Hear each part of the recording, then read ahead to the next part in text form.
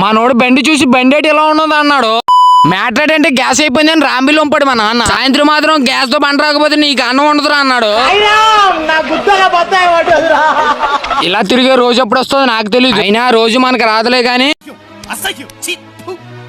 ఆడు అలాగని అంటాడు. కానీ మీరు కామెంట్ చేయండి. అలా మాట్లాడకుండా గ్యాస్ బండ్లు స్టాప్ దగ్గరికి వచ్చేసిన తర్వాత అన్నయ్య అన్నాడు, మీ ఊరికి వచ్చాను రా తమ్ముడు, మీరు ఇన్సూరెన్స్ చేసుకోలేదట్రా అన్న. ఏమో మరి మన అన్నయ్య మనకు తెలియదు అన్నాను. ఇంటి దగ్గర ఎవరు లేదైతే ఆ టైంలో అన్నాను. మరి దానికి ఎంత అవుతుంది అన్నయ్య అంటేనేమో 200 అవుతుంది తమ్ముడు అన్నాడు. అయితే చేసి అన్నయ్య అన్నాను. చేసిన తర్వాత బండ తీసుకుని అన్నయ్య అన్నాడు, బండేరు ఎలా చేసాడు అన్నాడు. ఏం చేయలేదు మా లవర్ చేపించమన్నది అన్నాడు మనోడు అని అన్నాడు. అన్ని అయితే అలా అయితే ఊర్లోకి అయితే వచ్చేసాం. మా నాన్నకైతే సాయంత్రం అన్నం ఉండాలన్నాను. గ్యాస్ బండ తెచ్చావు కదా ఉంటదిలా అన్నాడు. కబడ్డీ ఆడతారు అనుకుంటే ఆడు కాళ్ళెట్కి ఇడ్చేస్తున్నాడు. తర్వాత బామర్తి కూడా ఫోన్ చేసి హెచ్చుతోపురం పని వెళ్దాం రారా అన్నాడు. దేనికి అంటేనేమో ఫ్రూట్స్ కన్నాడు. ఫ్రూట్స్ కొనుక్కొని ఇంటికి అయితే వెళ్ళిపోయాం. ఇంటికి వెళ్ళిన తర్వాత అయితే సెంటర్కి వెళ్ళి తల్లిని చూసాం. మనోడిని ప్యాచ్ అయింది. ప్యాచ్ చేసుకుని ఇంటికి వచ్చేసాం. టగాటగా ఉంటాం మరి.